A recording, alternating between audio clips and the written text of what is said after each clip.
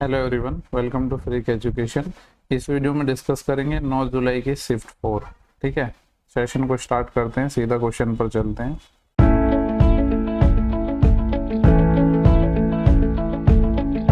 पहला question simplification का है, फटाफट निपटा लेते हैं। देखो 11 चौके 44 और एक क्या हो जाएगा 45/4 और ये आ जाएगा 3 पंजे 15, 15 और 3 18/5 यानी 18/5 से डिवाइड करना है।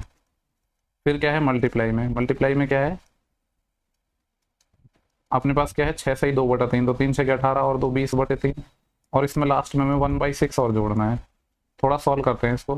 देखो यहाँ पे 9 से ये 2 टाइम चले जाएगा, 9 से ये 5 टाइम चले जाएगा, 4 से ये 5 टाइम कैंसिल हो जाएगा और कुछ नजर आ रहा है और तो कुछ कैंसिल होगा नहीं। 5 5 25 और 25 पंजे कितना हो जाएंगे 125 और नीचे कितना है 2 और 3 6 125/6 प्लस 1/6 तो कितना आ जाएगा ये 126/6 6 दूनी 12 और 6 एकम 6 21 आंसर हो जाएगा। सिंप्लीफिकेशन का क्वेश्चन है वापस। देखो यहाँ पे पहले तो यह आपको सिर्फ ब्रैकेट पे ध्यान देना है, पहले स्मॉल ब्रैकेट सॉल्व होता है, देन फिर करली, फिर बड़ा ब्रैकेट, उस तरीके से चीजें करनी है तो कैलकुलेशन में मिस्टेक नहीं होगी। 4 से ही 4 में डिवाइड हो रहा है 1/4 का तो 4 ऊपर चले जाएगा, यानी इस टर्म को सॉल्व करूंगा तो 16 और 1 माइनस होगा तो 16 माइनस 1 15 और ये 15 किससे गुणा है 4 से मल्टीप्लाई है यानी 15 चौके 60 लेकिन माइनस का 60 प्लस का 3 है और माइनस का 60 तो कितना आ जाएगा माइनस का 57 यानी मैं कह सकता हूँ यहाँ से लेकर यहाँ तक तो अपनी ये वाली वैल्यू आ गई। प्लस यहाँ पे क्या हो रहा है 2 में डिवाइड हो रहा है 1/3 का तो 3 ऊपर चले जाएगा ये 6 हो जाएगा, -57 और +6 यानी ये कितना आ जाएगा माइनस का 51। हमने कहाँ तक सॉल्व कर लिया है देखो यहाँ पे था 6, यहाँ पे था 2 और ये है करली ब्रैकेट, ये कितना आ गया -51 और माइनस क्या है 3 गुणा 2 6, इसको और सॉल्व करना है। तो देखो ये माइनस माइनस क्या हो जाएगा प्लस, तो 51 का डबल 102 और यहाँ पे माइनस का 6, ये कितना हो जाएगा -6 से ये 6 कैंसिल हो जाएगा तो कितना आ जाएगा 102। नेक्स्ट क्वेश्चन को देखते हैं। यहाँ पे बोला गया है कि केमिस्ट्री, ये देखो क्या गिवन है मार्क ऑब्टेन है, यहाँ पे पढ़ लेते हैं। ये बोला गया है कि pie chart represent the marks obtain by Sanya in different subject in class 12। Class 12 में डिफरेंट सब्जेक्ट में सान्या के द्वारा मार्क्स गिवन है। Total marks scored by her in class 12 was 450। Total marks कितने हैं 450। देखो यहाँ पे ये जो डाटा है ना ये डिग्री में गिवन है, यानी मैं कह सकता हूँ टोटल मार्क्स मतलब 360 डिग्री, 360 डिग्री की वैल्यू अपने पास कितनी है 450 मार्क्स है। ठीक है, अगर हमें 1 डिग्री की वैल्यू निकालनी होगी तो क्या आ जाएगा 0 से 0 और 9 चौके 36 और 9 पंजे 45 यानी 1 यूनिट की वैल्यू आ जाएगी कितनी 5/4 मार्क्स। अब देखते हैं क्या गिवन है अपन को। यहाँ पे इसने बोला गया है कि कौन कौन से सब्जेक्ट में total central angle corresponding to the pair subject, कौन कौन सी subject physics and Hindi, physics Hindi, फिर क्या है केमिस्ट्री फिजिक्स और उसके बाद क्या है हिंदी केमिस्ट्री, हिंदी और केमिस्ट्री। हिंदी में भी डाला हुआ है, नहीं हिंदी में नहीं डाला हुआ है क्वेश्चन। ठीक है, यहाँ पे अपन को फिजिक्स केमिस्ट्री, केमिस्ट्री फिजिक्स और हिंदी केमिस्ट्री में मार्क्स का डिग्री गिवन है कितना है 156। यहाँ पे कितना हो जाएगा ये 144 और यहाँ पे कितना गिवन है 140। अगर मैं सबको ऐड कर दूँ, सबको मैं ऐड करूँगा तो आपको पता है हर वैल्यू 2 टाइम आ जाएगी, यानी 2 time of physics plus chemistry plus Hindi. ये कितना हो जाएगा 6 और 4 10, 1 कैरी, 1 और 5 6, 6 और 4 10, 10 और 4 14, 1 असिल, 1 और 1 2, 2 और 1 3, 3 और 1 4। अगर 2 से डिवाइड कर दूं तो 440 का आधा 220, यानी फिजिक्स केमिस्ट्री और हिंदी में टोटल जो वैल्यू है वो 220 डिग्री है। हमसे पूछा क्या गया है find the total marks obtain bye her in English and biology. किस किस में पूछा है इंग्लिश और बायोलॉजी में हमें चाहिए। देखो यहाँ पे क्या क्या सब्जेक्ट थे अपने पास, फिजिक्स था जिसको हम यहाँ पे ले चुके हैं, फिर केमिस्ट्री था इसको भी ले चुके हैं और एक हिंदी, इन 3 को तो हम ले चुके हैं और इन 3 की जो वैल्यू कितनी आई थी 220 डिग्री। तो बचा क्या अपने पास यहाँ पे क्या क्या बचा है, एक तो अपने पास इंग्लिश बचा है और एक बायोलॉजी बचा है, इसी का तो पूछा है। यानी अगर मैं डिग्री में निकालना चाहूँ तो कितने डिग्री के बराबर है 360 में से माइनस कर दूंगा ये 220 तो बचे हुए 1 डिग्री आ जाएगी, यानी ये कितना आ जाएगा 140 डिग्री, यानी हमें 140 डिग्री की वैल्यू चाहिए। तो यहाँ पे इसको 140 से मल्टीप्लाई कर दो तो कितना आ जाएगा ये 14 पंजे 70, 700/4, 700/4 मतलब 700/4 मतलब 350/2 और 350/2, 350 का आधा करेंगे तो कितना आ जाएगा 175, यानी जो आंसर है वो 175 आ जाएगा। नेक्स्ट सवाल है, देखो यहाँ पे बोला गया कि ABC के पैरेलल है और डायग्राम काफी छोटा दिया गया है। मैं काम करता हूँ पॉज करके पहले इस डायग्राम को थोड़ा बड़ा बना लेता हूँ जिससे चीजें इजी हो जाएंगी समझाने में। तो अब देखते हैं यहाँ पे क्या बोला गया हमसे कि लाइन AB वो पैरेलल है CE के, यानी ये वाला CE किसके पैरेलल है लाइन AB के। ठीक है, और क्या बोला है, बोला गया कि AZ बराबर है ZD के, यानी AZ यानी ये वाली लेंथ, ZD के यानी ये वाली लेंथ, DH मतलब ये वाली लेंथ और HB मतलब ये वाली लेंथ। बराबर दिख नहीं रही होंगी आपको क्योंकि मैंने डायग्राम थोड़ा उस तरीके से नहीं बनाया है, बट बोला है बराबर है तो बराबर मानना है। बोला गया कि कौन से जो स्टेटमेंट है वो सही है। पहले स्टेटमेंट क्या है ट्राइंगल ACG और BEH का कॉन्ग्रुएंट है, तो हम कॉन्ग्रुएंसी के रूल क्या होते हैं, या तो साइड एंगल साइड बराबर हो जाए, या एंगल एंगल साइड, ये तीनों साइड इक्वल हो जाए। देखो हमें ये तो ये ट्राइंगल की बात कर रहा है और ये ट्राइंगल की बात कर रहा है, इन दोनों में देखते हैं। तो अगर इन दोनों में मैं देखूँ तो आपको पता है कि ये वाली लेंथ AG और BH साइड तो बराबर है, यानी एक साइड बराबर हो गई। दूसरा ये वाला एंगल 90 है G पर और H पर भी 90 है, यानी एक एंगल भी बराबर हो गया। अगर एक साइड और बराबर हो जाए तो ये ट्राइंगल कॉन्ग्रुएंट हो जाएंगे।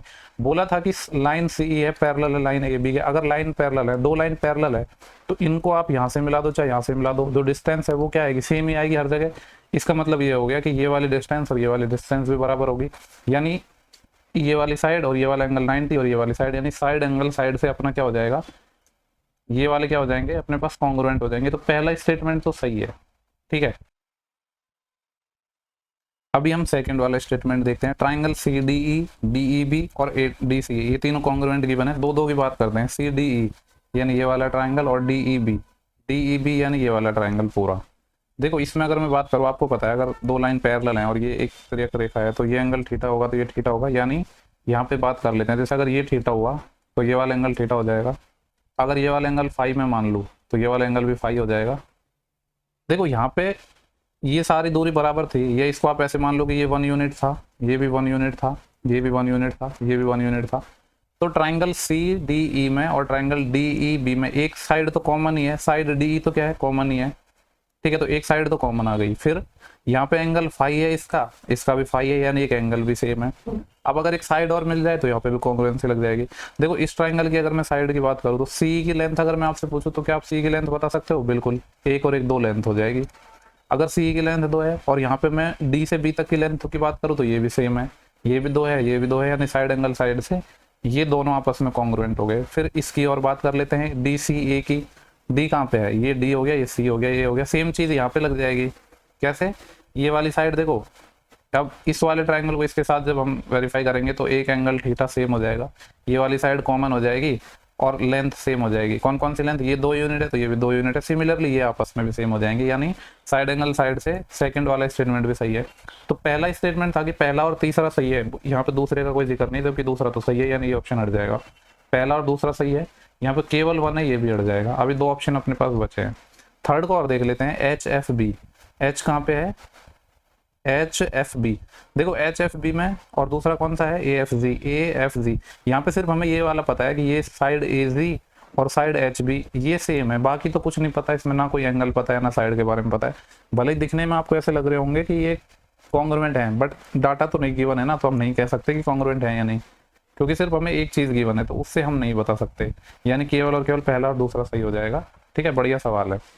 नेक्स्ट क्वेश्चन को देखते हैं। अब इसमें बहुत ज़्यादा टाइम लग गया तो थोड़ा सा मैं स्पीड बढ़ाऊंगा। बोल रहा है कि 22 वस्तुओं को बेचने पर 6 वस्तुओं के छह वस्तुओं का विक्रय मूल्य प्राप्त होता है, तो उसका लाभ परसेंटेज कितना है। देखो जो यहाँ पे प्रॉफिट हो रहा है वो क्या हो रहा है, इसको 6 आर्टिकल के SP के इक्वल प्रॉफिट हो रहा है। प्रॉफिट कैसे निकलता है, SP माइनस CP। प्रॉफिट है 6 वस्तुओं के SP के बराबर, जबकि वस्तु कितनी बेची हमने 22, तो 22 का SP माइनस 22 का CP। ठीक है, तो यहाँ पे CP को इधर ले जाऊंगा, 22 का CP is equal to 22 minus का 6 तो 16 का SP आ जाएगा। 2 से काट लेते हैं 11 और 2 से काटेंगे तो 8, यानी CP और SP का रेशियो कितना आ जाएगा अपने पास, 8/11। 8 के सामान को 11 में बेच रहे हो, 3 का प्रॉफिट कमा रहे हैं 8 पर। 3/4 75% होता है, उसका आधा 3/8 37.5% हो जाएगा। ठीक है, तो 37 1/2 आंसर हो जाएगा। नेक्स्ट सवाल है, अगर शिक्षा पे कुल व्यय इतना है तो कपड़ों पर कितना होगा। ये डाटा किसका है, यहाँ पे देखो बचत भी गिवन है, विभिन्न मदों पर किए गए व्यय और उनकी बचत को दर्शाता है। इंग्लिश में भी यहाँ पे गिवन है, ठीक है, एक लैंग्वेज में समझा पाऊंगा। लेकिन देखो यहाँ पे सिर्फ सेविंग है, बाकी सारे एक्सपेंसेस है, यानी सेविंग कितनी है अपने पास, सेविंग है 10%। ठीक है, बाकी सारे एक्सपेंसेस ही गिवन है, एक्सपेंसेस कितने हो जाएंगे 90%। अब बोला गया है कि शिक्षा पर ये कितना खर्च कर रहा है, 23,520। अगर यहाँ पे परसेंटेज में देखा जाए तो शिक्षा पर ये कितना खर्च कर रहा था, 28%, यानी 28 की वैल्यू अपन को गिवन है। कितनी गिवन है, 23,520। और पूछा क्या है इसने, कपड़ों पर कितना व्यय किया है इसने, कपड़े का है यहाँ पे, 12% की वैल्यू हमें चाहिए, तो 28 से पहले डिवाइड कर लेते हैं इसको। ये एक काम करते हैं, 28 से मैं x को मल्टीप्लाई करूंगा तो मैं मान रहा हूँ कि 12 आ रहा है, यानी किससे मल्टीप्लाई करूंगा, x की वैल्यू क्या आ जाएगी 12/28, 4 × 12 और 4 × 7 28, यानी 3/7 करूंगा मैं इसका दोनों साइड, तो अपना क्या आ जाएगा 12 आ जाएगा, यानी इसका 3/7 करना है। तो पहले 7 से काट लेते हैं हम इसको, 7 × 21 2 बचेंगे 25, 7 × 21 4 बचेंगे 42, 7 × 6 42, 3360 का 3 गुना, 33 का 3 गुना होता है 9900 और 60 का 3 गुना 180 और 9900 और 180 कितना आ जाएगा 10,080। कौन सा ऑप्शन हो जाएगा? ऑप्शन नंबर पहला। नेक्स्ट देखते हैं। नेक्स्ट क्वेश्चन है, बोल रहे हैं स्फीयर का वॉल्यूम 3136 पाई है, यहाँ पे पाई और लगा लो, ठीक है। 3136 पाई है, इसको मेल्ट करके हम क्या बना रहे हैं, 3.5 सेंटीमीटर रेडियस और 4 सेंटीमीटर हाइट के हम क्या बना रहे हैं, छोटे छोटे कॉन बना रहे हैं। तो पूछ रहा है ऐसे कितने कॉन बन पाएंगे, दोनों को वॉल्यूम इक्वल कर दो। यहाँ पे तो वॉल्यूम गिवन ही है स्फीयर का 3136 पाई। कॉन का वॉल्यूम क्या होता है 1/3 पाई आर स्क्वायर एच। रेडियस कितनी है 3.5, इसको मैं लिख देता हूँ 7/2 और उसका स्क्वायर करना है तो 2 टाइम लिख देते हैं, इंटू हाइट 4। और मैं मान लेता हूँ कि टोटल n हम छोटे कौन बना पाएंगे, सॉल्व करना है इसको। तो देखो यहाँ पे पाई से तो पाई कैंसिल आउट हो जाएगा, ठीक है। 2 दूनी 4, इससे ये 4 कैंसिल हो जाएगा। 7 से काटना है इसको, 7 चौके 28, 3 बचेंगे 33, 7 चौके 28, 5 बचेंगे 56, 7 8 56, वापस 7 से और काट लेते हैं, 7 6 के 42, कितने बचेंगे 2, 7 चौके 28। तो n की वैल्यू कितनी आ जाएगी 64, तो इधर है और 3 इधर मल्टीप्लाई में चले जाएगा। 60 का 3 गुना 180 होता है और 4 का 3 गुना 12, यानी 180 और 12 192। नेक्स्ट सवाल है, बोलेगा इलेक्ट्रॉनिक घड़ी का पहले 25% कम किया जाता है प्राइस, फिर 50% बढ़ा रहे हैं और जो परिणामी मूल्य है वो 7650 है, तो मूल मूल्य क्या था। इसको रेशियो से बना लेते हैं। पहले 25% कम किया, 25% कितना होता है 1/4 यानी 4 से 3 किया, फिर 50% बढ़ा दिया, 50% 1/2 होता है तो 2 से 3 किया, तो यानी पहले मूल्य 8 था अभी 9 हो गया। बोल रहा है कि अंतिम मूल्य है वो 7650 है और हमसे पूछा है ओरिजिनल मूल्य, यानी 8 की वैल्यू पूछी है। 9 से इसको काट लेते हैं, 9 8 72, 4 बचेंगे 45, 9 5 45। हमें क्या करना है इसका 850 गुना। अगर 800 होता तो उसका 8 गुना कितना हो जाता 6400 और 50 का 8 गुना 400 और, तो 6400 और 400 कितना आ जाएगा 6800। 6800 यानी ऑप्शन थर्ड। 30% की कमी करने के बाद किसी वस्तु का मूल्य ये है तो वास्तविक मूल्य क्या होगा। देखो 30% की कमी कर दी मतलब 70% बच गया, फिर 70% की वैल्यू 3500 है, 100% की वैल्यू पूछा है, 7 5 35, 5 टाइम कट जाएगा, 5000 आंसर आ जाएगा। ये तो इजी क्वेश्चन था। 18 सेंटीमीटर व्यास वाले गोले से हम क्या पूछ रहे हैं कि 2 सेंटीमीटर व्यास की कितनी कागज की गेंदें बनाई जा सकती है। क्या है 18 सेंटीमीटर का एक स्फीयर है और पूछ रहा है कि कितनी हम कागज की गेंदें बना पाएंगे, यानी स्फीयर से स्फीयर बना रहे हैं। 1-2 वीडियो पहले ही मैंने बताया था क्या कि अगर सेम चीज से सेम बना रहे हैं लेकिन उसमें सिर्फ एक ही कंपोनेंट आ रहा है, क्योंकि स्फीयर का वॉल्यूम होता है 4/3 पाई आर क्यूब, यानी सिर्फ रेडियस पर डिपेंड कर रहा है, तो आंसर क्या आएगा क्यूब में आएगा। क्या ये किसी का क्यूब है, क्या ये किसी का क्यूब है, क्या ये किसी का क्यूब है। केवल एक ऑप्शन था जो किसी का क्यूब है, उसमें मैंने ड्राइव करके भी बताया था आपको, r/r का होल क्यूब आता है। n नंबर ऑफ मैंने मान लिया कि स्फीयर बन पाएंगे छोटे छोटे, यानी पहले देखो यहाँ पे क्या था 18 व्यास था, लेकिन यहाँ भी व्यास है, दोनों जगह व्यास है, तो 18 लिख दो, चाहो तो उसका आधा करके लिख दो, एक ही बात है। 18/2 का क्यूब आएगा, यानी 9 का क्यूब 729। जिन लोगों ने वो वीडियो देखी थी तो वो समझ जाएंगे कैसे किया है। कुछ नहीं किया, हमने वॉल्यूम इक्वल कर दिया है, ठीक है। तो दोनों को वॉल्यूम इक्वल करोगे तो 4/3 पाई, तो दोनों साइड कट ही जाएगा, ठीक है। ये तो कट जाएगा, बचेगा क्या r क्यूब पर डिपेंड करेगा। तो अब इसमें क्या सॉल्व करने की जरूरत थी आपको, बिल्कुल नहीं थी, क्योंकि 3 ऑप्शन में परफेक्ट क्यूब नहीं था, तो सॉल्व करने की जरूरत नहीं थी। अब जो एक बंदा था वो बोल रहा था कि ऑप्शन की हेल्प से हमें सॉल्व नहीं करना है। क्यों नहीं करने भाई, एग्जाम में सॉल्व करना है, हमें लिखित में एग्जाम नहीं देना है। जब यहाँ पे सॉल्व करने की नीड ही नहीं है तो क्यों करना है। एक क्लास है, सर्टेन नंबर ऑफ स्टूडेंट हैं, एक स्टूडेंट है 30 किलो का जिसको हम ऐड कर रहे हैं, तो एवरेज वेट 1 बढ़ रहा है। एक स्टूडेंट को ऐड कर रहे हैं 30 किलो का, तो एवरेज वेट क्या है 1.5 किलो इंक्रीज हो गया ओरिजिनल एवरेज से। पूछ रहा है कि एवरेज वेट क्या था क्लास का, ठीक है। ठीक ठाक क्वेश्चन लग रहा है।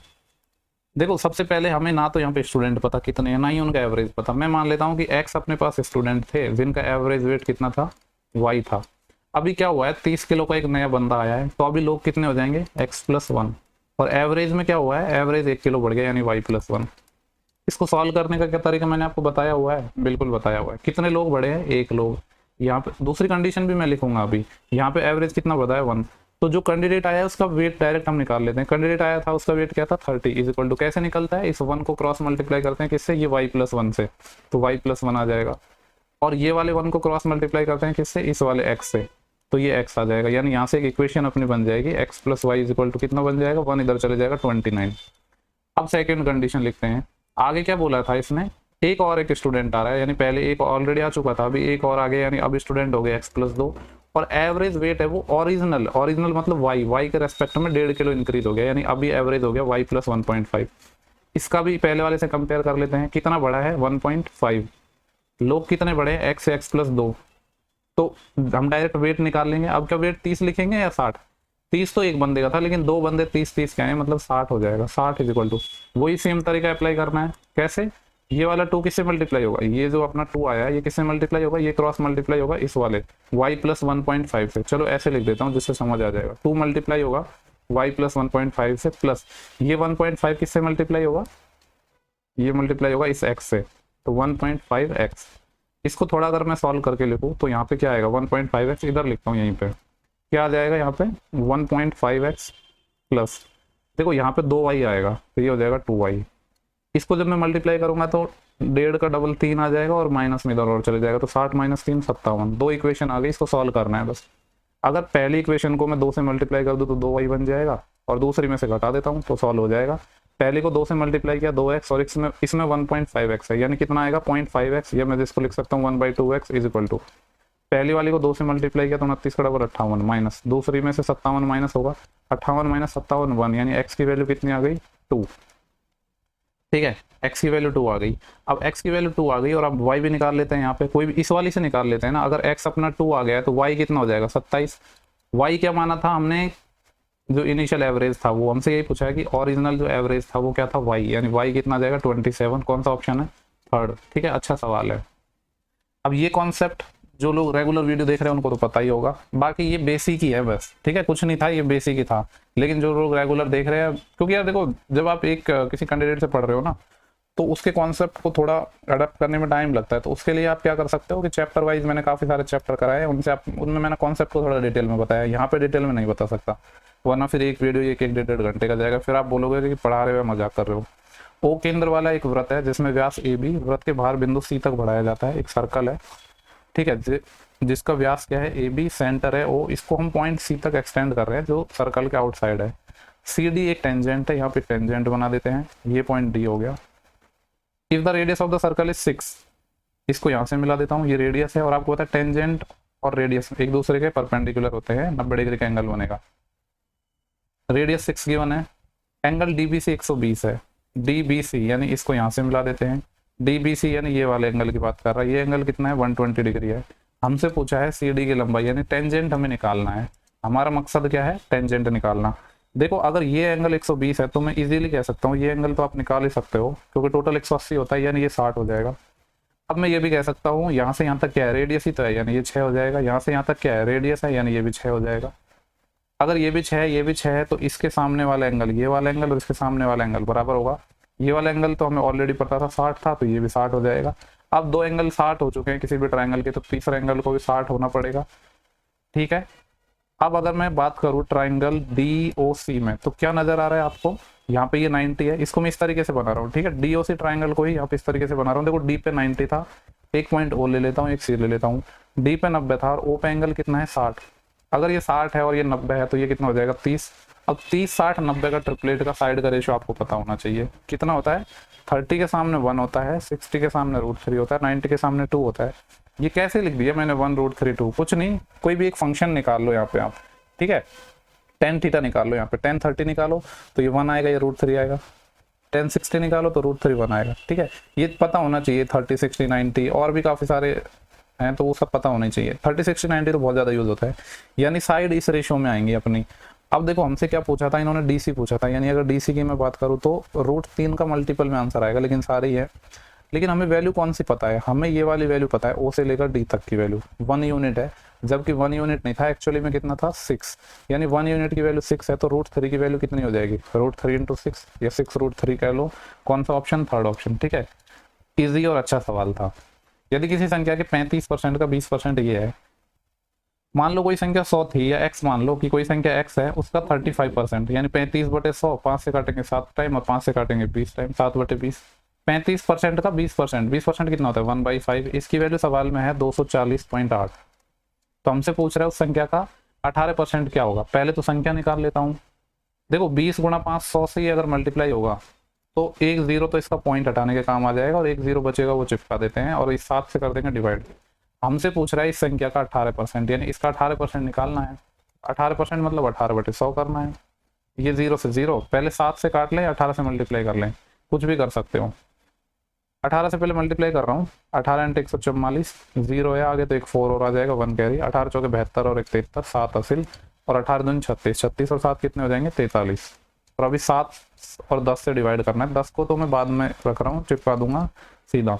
7 से डिवाइड करते हैं, 7 6 की 42, 1 असिल 13, 7 एकम 7, कितना बचा 6 64, 7 नाम 63, 1 14, 7 दूनी 14, 6192 में आ गया। लेकिन 10 से और डिवाइड करना है तो पॉइंट कहाँ पे आ जाएगा, यहाँ पे, यानी 619.2।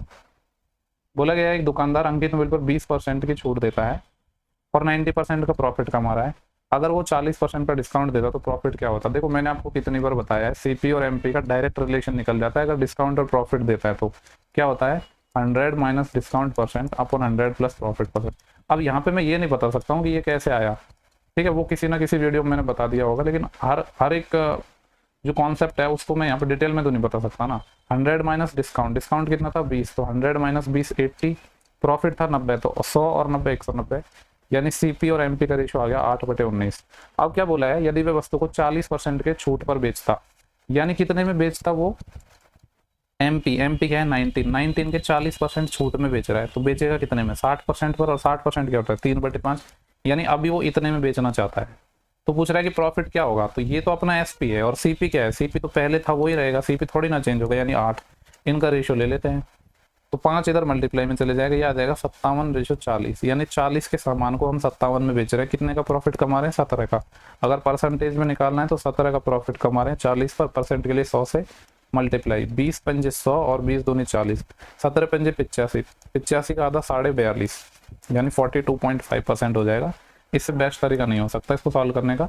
नेक्स्ट सवाल हम देख रहे हैं, एक सेकंड, क्या क्वेश्चन है यहाँ पे, बोला गया एक त्रिभुज की 3 भुजाएं 19 25 और y सेंटीमीटर है, तो निम्नलिखित में से कौन सा विकल्प अधिकतम y के संभावित मान देता है। देखो कितनी बार मैंने बताया है, किसी भी ट्राइंगल की कोई साइड है, बाकी अदर 2 साइड के डिफरेंस और सम के बीच में होती है, यानी जो थर्ड साइड है वो दोनों का डिफरेंस 6 और दोनों का सम 25 और 9 34 और 10 44, इसके बीच में होगी। एक अकेले काम को 4 दिनों में पूरा कर सकता है, बी अकेले उस काम को 12 दिनों में पूरा कर सकता है, तो एलसीएम 12, 4 3 12, 12 एकम 12, दोनों अगर मिलकर कर रहे तो कितने दिन में करेंगे ये पूछा होगा, ठीक है। मुझे नहीं लगता कि इसमें 2 को समझाने की जरूरत है। नेक्स्ट सवाल है, in the full marks, if the full marks in economics is 100, economic में जो फुल मार्क्स है 100 है, और यहाँ पे ये जो डाटा गिवन है ये क्या है, परसेंटेज मार्क्स है अपने, ठीक है, ये परसेंटेज मार्क्स हैं, और इकोनॉमिक के जो टोटल मार्क्स हैं वो कितने हैं 100, इंग्लिश के कितने हैं 80, हिस्ट्री के कितने हैं 50। पूछ रहा है कि टोटल मार्क्स बताने हैं ग्रेड 10 के स्टूडेंट के, तो ग्रेड 10 कहाँ पे है, यहाँ पे है ग्रेड 10, इसके मार्क्स बताने हैं। ये क्या था इकोनॉमिक्स, इकोनॉमिक्स कितने में से आएगा 100 में से, कितना परसेंट आया इसको यहाँ पे देखो 90%, यानी इकोनॉमिक में कितना आया इसको 90% मार्क्स, 90 किसका, टोटल 100 मार्क्स था, 100 का 90%, यानी कितना आ जाएगा 90। इसके बाद क्या है अपने पास इंग्लिश, इंग्लिश में टोटल मार्क्स 80 है, और इसको आए कितने हैं, यहाँ पे देखो इंग्लिश वाला है ये वाला डाटा, यहाँ पे देखो इस वाली लाइन के रेस्पेक्ट में 70 और 80 के बीच में आएंगे, यानी 75%, और 75% होता है 3/4, 4 से 20 टाइम जाएगा, और 20 या 60, यानी 60 आ जाएगा। उसके बाद क्या बचा, हिस्ट्री, हिस्ट्री का टोटल मार्क्स था 50, और हिस्ट्री में कितना लाया है इस वाली लाइन के रेस्पेक्ट में देखो 80%, 50 से 80% कितना हो जाएगा 40। हमसे क्या पूछा है, इन तीनों का सम पूछा है, 9 और 6 15 और 4 19, यानी कितना आ जाएगा 190। नेक्स्ट सवाल है, the marks obtained by Ram in botany are less और more than Karan in botany, Ram को जो मार्क्स मिले हैं वो करण के मार्क्स से कितने कम या ज्यादा है बॉटनी में। बॉटनी उठाते हैं, यहाँ पे है, देखो ये क्या है, ये मैक्सिमम मार्क्स हैं अपन को, और ये जो पूरा डाटा है ये क्या है परसेंटेज है, तो किस किस का देखना है, राम का, यहाँ पे राम है, दूसरा कौन था करण, ये देखो करण का, राम को मिले हैं 95%, करण को मिले हैं 15%। अगर इन दोनों के मैं डिफरेंस की बात करूं तो कितना डिफरेंस है इन दोनों में 15%, लेकिन 15% किसका है, टोटल मार्क्स बोटनी, बोटनी के थे 200, 200 का 15%, 200 का 15% कितना आ जाएगा 30। चाहो तो ऐसे निकाल लो, पहले 200 का 95% निकाल लो, 200 का 80% निकाल लो, उनका डिफरेंस ले लो, लेकिन ये ज्यादा तरीका था, पहले डिफरेंस ले लो फिर परसेंटेज निकाल लो, तो 30 ज्यादा है, ठीक है। देखो यहाँ पे एक बार और बता देता हूँ, 30 मोर आएगा या लेस आएगा। यहाँ पे पूछा था राम के जो मार्क्स हैं वो करण से कितना ज्यादा है, तो राम के यहाँ पे ज्यादा थे, तो ज्यादा थे तो प्लस में आएगा, यानी मोर आएगा। या देखो एक तो गर्दन में बहुत ज्यादा पेन हो रहा है लगातार वीडियोस रिकॉर्ड करने की वजह से, ऑफिस में बैठे रहने की वजह से। ये क्या दर्शा रहा है, percentage of tourist went to Agra, Agra में यहाँ पे गिवन है कितना है 15, ए के बारे में बोला गया है, तो एक तो आगरा जाने वाले यानी 15%, अमृतसर का 30 है, और काशी का है 20, यानी 15 प्लस 30 प्लस 20, 30 20 50 15 65 यानी 65%। बी किसको रिप्रेजेंट कर रहा है? Percentage of tourist whose age lie between 2 and 50 year. बी उन लोगों की संख्या को दर्शा रहा है जिनकी एज 2 से 50 के बीच में है। 2 से 50 के बीच में है, तो 2 से 50 के बीच में कौन कौन से आएंगे? एक तो 2 से 20 वाले आ जाएंगे यानी 5%, 20 से 40 वाले भी आ जाएंगे यानी 20%, और 40 से 50 वाले भी आ जाएंगे यानी 25%। यानी ये टोटल कितना हो गया? 20 और बेसिकली ये हो गया 25 25 50% हो गया। हमसे इन दोनों का रेशियो पूछा है, यानी 65:50 पूछा है। 5 से जाएगा 13 टाइम और 5 से जाएगा 25 टाइम। क्या कर रहा हूँ मैं यार? 5 से 13 टाइम और 5 से 10 टाइम। क्वेश्चन देखते हैं क्या बोला गया यहाँ पे। एक त्रिभुज के प्रत्येक कोण में से हम 17 डिग्री घटा रहे हैं, तो जो एंगल का रेशियो है वो 3 4 7 है। ये 3 4 7 कब है? जब 17 डिग्री घटाने के बाद। यानी मैं ये कह सकता हूँ इनका सम कितना आएगा? 3 और 4 7, 7 और 7 14, 14 यूनिट की वैल्यू कितनी आ जाएगी? ट्राइंगल के तीनों एंगल का सम तो 180 डिग्री होता है, लेकिन हर किसी में से मैंने 17 17 17 घटा दिया, यानी 51 माइनस हो जाएगा। तो अगर 180 में से 50 जाता तो 130, लेकिन एक और जाएगा यानी 129 डिग्री आ गया। 14 यूनिट की वैल्यू 129 है। सबसे बड़े कोण का माप पूछा है, वो भी रेडियन में। ठीक है, तो अच्छा सवाल बन जाएगा। सबसे पहले मैं एक की वैल्यू निकालूंगा तो आ जाएगा 129/14। सबसे बड़ा कोण क्या था? 7, तो 7 से मल्टीप्लाई कर दिया। ये आंसर आएगा डिग्री में, 7 दूनी 14 यानी 129/2 डिग्री आ गया। क्या यही सही आंसर है? क्या यही सबसे बड़ा एंगल है अगर डिग्री में मैं बात करूं? कुछ लोग बोलेंगे हाँ, तो गलत।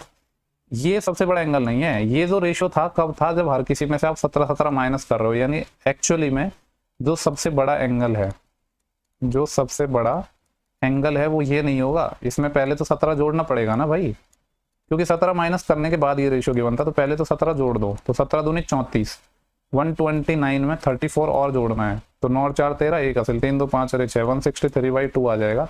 ये आया है और ये भी डिग्री में। अभी हमसे पूछा है इसको रेडियन में बदलना है, तो डिग्री को रेडियन में कैसे बदलते हैं? π/180 से मल्टीप्लाई कर दो, यानी π/180। अब आ गया आपका आंसर। 180 का डबल 360 और ऊपर क्या है 163 पाई। कौन सा ऑप्शन हो जाएगा? ये पता है इसमें काफी लोग कहाँ फंस जाएंगे, यहाँ पे ये वाली चीज के। कौन सी चीज? ये जो 17 है ना, इसको भूल जाएंगे जोड़ना। ये तो सबसे जरूरी है भाई, यही तो इसमें मेन चीज था। नेक्स्ट सवाल देखते हैं। बोला गया what will be the amount payable on ₹36,000 in 2 year when the rate of simple interest successively is 8 and 6%। Basically क्या बोला गया कि 36,000 रुपए पर 2 साल में कितना पैसा देना पड़ेगा। अगर पहले साल में साधारण ब्याज की दर 8% है, दूसरे साल में 6% है, तो मैं कह सकता हूँ 2 साल में 14% मुझे इंटरेस्ट देना पड़ेगा। तो अमाउंट क्या हो जाएगा? प्रिंसिपल यानी 36,000 प्लस 36,000 का 14% ब्याज, यानी 36,000 का 14% कितना हो जाएगा? 0 0 0 0 मल्टीप्लाई कर लो। ये कितना आएगा? 0 और 14 6 84, 8 हासिल 14 42 42 और 8 50, यानी 5,040 ब्याज और लगेगा। तो 36 और 5 कितना आ जाएगा? 41,040। 41,040 यानी ऑप्शन थर्ड। नेक्स्ट सवाल देखते हैं फटाफट। स्कूल में विद्यार्थियों की संख्या 640 है, जिसमें लड़के 400 हैं, तो लड़कियों की संख्या देखो। अगर लड़के 400 है तो मैं कह सकता हूँ गर्ल कितनी होंगी? 640 में से 400 माइनस कर दो 240। तो लड़कियों की संख्या और लड़कों का संख्या का अनुपात पूछा है। गर्ल और बॉयज कितने थे? 400, 0 से 0 और 8 से कट जाएगा, 8 3 24 और 8 5 40, यानी कितना आ जाएगा? 3:5। नेक्स्ट सवाल, एक त्रिभुज की भुजाएं 6 8 10 है। देख के ही समझ आ रहा है ये क्या है? राइट एंगल ट्राइंगल की साइड है, क्योंकि क्या है? ट्रिपलेट बना रही है। राइट एंगल ट्राइंगल है। अगर राइट एंगल ट्राइंगल है उसका एरिया पूछा है। राइट एंगल ट्राइंगल का एरिया क्या होता है? 1/2 बेस इंटू हाइट। कोई किसी को भी बेस ले लो, किसी को भी हाइट ले लो, बस सबसे बड़ी भुजा हाइपोटेनस हो जाएगी, उससे हमें कोई मतलब नहीं। 8 6 48/2, यानी आंसर कितना आ जाएगा? 24। नेक्स्ट अपना क्वेश्चन है, इसको देख लेते हैं। क्या बोला गया कि थीप है वो 4/5 टाइम है स्पीड किसकी? पुलिस की। यानी थीप और पुलिस या पुलिस और थीप की स्पीड गिवन है। कितनी? थीप की 4 है तो पुलिस की 5 हो जाएगी। बोले यार thief cover 6 kilometre before being caught by the policeman in 30 minute. कहानी इस तरीके से होगी कि यहाँ पे पुलिस होगी, यहाँ पे थीप होगा, इनके बीच कोई डिस्टेंस होगी, और इस पॉइंट पर चोर को दबोच लिया जाएगा पुलिस के द्वारा। यानी थीप यहाँ से कुछ दूरी चलेगा, जबकि पुलिस यहाँ से दूरी चलेगी इस पॉइंट पर। तो यहाँ तक बोल रहा है कि जब चोर पकड़े जाने से पहले कितना चल चुका था? 30 मिनट में 30 मिनट चला, और कितनी दूरी चला है? 6 किलोमीटर। ठीक है, यानी मैं कह सकता हूँ ये जो डिस्टेंस है ये कितनी हो जाएगी? यहाँ से यहाँ तक की 6 किलोमीटर, जो कि चोर ने चलिए 30 मिनट में। और हमें पता है अगर मैं यहाँ से 1 घंटे में निकालूँ कि 1 घंटे में ये कितना चलता? 12 किलोमीटर। 1 घंटे में जितनी दूरी चलते हैं उसी को हम स्पीड बोलते हैं। यानी मैं कह सकता हूँ स्पीड ऑफ थीप क्या हो जाएगा 12 किलोमीटर पर आवर। ठीक है, अगर चोर की स्पीड 12 है तो पुलिस की कितनी हो जाएगी? चोर की स्पीड थी कितनी 4, यानी 4 की वैल्यू क्या है 12 है, कितना गुना है 3 गुना है, तो 5 की वैल्यू कितनी हो जाएगी इसका 3 गुना, यानी पुलिस की स्पीड 15 होगी। अब लेकिन सवाल में क्या पूछा गया है कि what was the initial distance in kilometre between the policeman and thief. Initial में चोर और पुलिस के बीच की दूरी कितनी थी? तो देखो हम ये निकाल लेते हैं कि पुलिस ने आधा घंटे में कितनी दूरी चली, तो हमें टोटल डिस्टेंस पता चल जाएगी, उसमें से क्या माइनस कर देंगे चोर द्वारा जो 6 किलोमीटर दूरी चली है, क्योंकि इस टोटल में से आप ये चोर की माइनस कर दोगे तो फिर यही डिस्टेंस तो आ जाएगी ये वाली। तो देख लेते हैं 30 मिनट में, देखो पुलिस की स्पीड कितनी है 15 किलोमीटर पर आवर, यानी 1 घंटे में अगर ये 15 चलता है तो 30 मिनट में कितनी चलेगा 7.5 किलोमीटर। और जबकि चोर ने कितनी चली थी 6, यानी मैं कह सकता हूँ जो ये 1.5 किलोमीटर का डिफरेंस आ रहा है ये कौन सा है, इन दोनों के बीच जो गैप था वो वाला जो हमसे सवाल में पूछा है, यानी 1.5। ठीक है, सही सवाल है। नेक्स्ट सवाल देखते हैं। 7 cos A और 24 sin A प्लस 32 की मैक्सिमम वैल्यू बतानी है। ये वाली तो हम मैक्सिमम वैल्यू निकाल सकते हैं, A sin theta plus B cos theta की मैक्सिमम वैल्यू क्या होती है, मैक्सिमम निकालना है तो प्लस, मिनिमम निकालना है तो माइनस। यहाँ पे मैक्सिमम निकालना है तो प्लस लेंगे, क्या होता है कॉस का कोफिशिएंट इसका स्क्वायर, यानी बेसिकली क्या होता है कॉन्सेप्ट क्या होता है, A sin theta plus B cos theta की मैक्सिमम और मिनिमम वैल्यू क्या होती है plus minus under root A square plus B square.